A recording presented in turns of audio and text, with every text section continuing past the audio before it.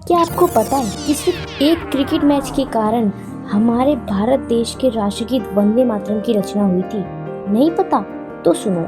Cricket तो सबको ही पसंद होता है, लेकिन आज हम क्रिकेट से जुड़ी एक ऐसी स्टोरी के बारे में सुनेंगे जो शायद ही आपने कभी सुनी होगी। लगभग 149 साल पहले बेरहामपुर खेल के मैदान में एक स्क्वायर फील्ड के अंदर क्रिकेट मैच हो रहा था, जिसे केवल अंग्रेज अफसर खेल रहे थे और वहीं से कुछ दूरी पर गुजर रहे थे हमारे भारत के स्वतंत्रता सेनानी श्री बंकिम चंद्र चट्टोपाध्याय जी। और ये वही महान पुरुष हैं जिन्होंने हमारे वंदे मातरम अर्थात राष्ट्रगीत की रचना की थी।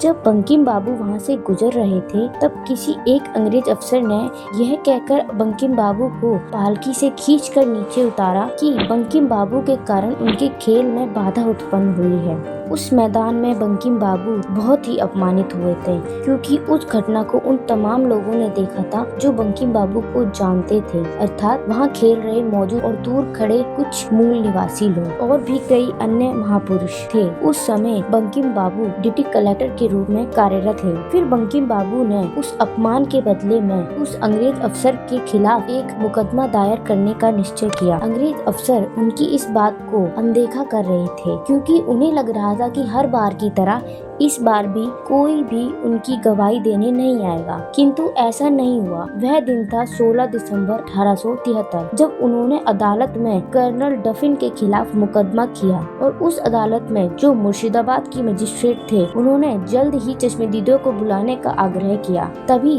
राजा जोगिंद्र नारायण रॉय दुर्गाचरण भट्टाचार्य ने बंकिम बाबू के पक्ष में गवाही दी।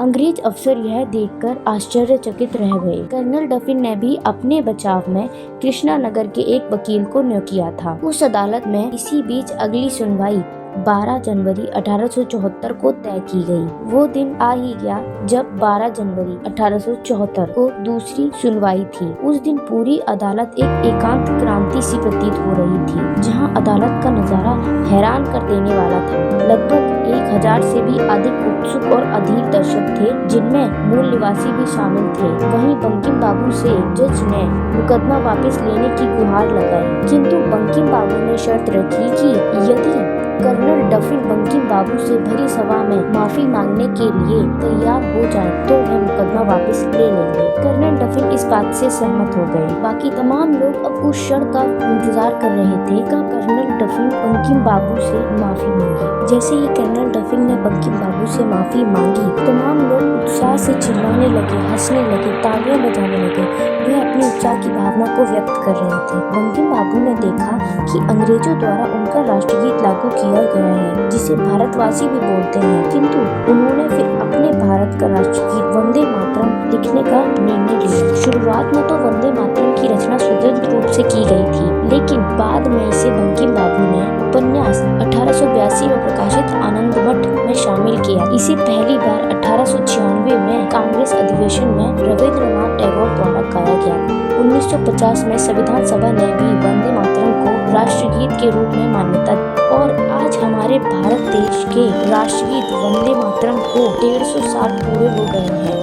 देखा जाए तो ये कहानी हमें बहुत कुछ सिखाती है, जैसे हर सफल व्यक्ति को कहीं ना कहीं किसी न किसी द्वारा अपमानित किया गया है और उस व्यक्ति ने उस अपमान के बदले में या उस अपमान की प्रतिक्रिया में कुछ ऐसा कर दिखाया है जो करिश्माई साबित हुआ है। जैसे बंकिम चंद्र चट्टोपाध्याय जी ने हमारे देश का राष्ट्रगीत ही रच डाला। जय हिंद, जय भारत।